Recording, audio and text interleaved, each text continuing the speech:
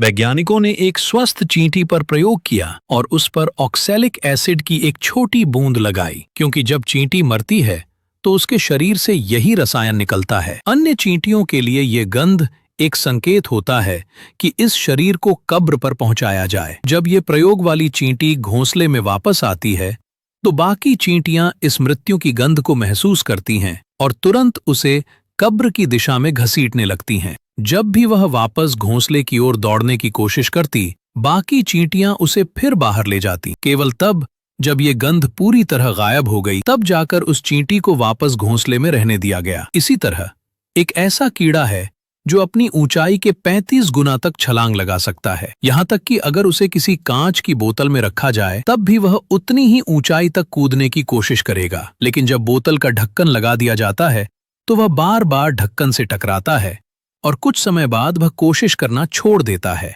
बहुत जल्द वह कीड़ा कम ऊंचाई तक कूदना सीख लेता है और बाद में चाहे ढक्कन हटा भी दिया जाए, वह कभी भी उतनी ऊंचाई तक नहीं कूदता जितना पहले कूद सकता था। अगर वह कीड़ा उसी बोतल में बच्चे पैदा करता है तो वे बच्चे भी उतनी ही ऊंचाई तक कूदेंगे, क्योंकि उनके लिए आसमान की सीमा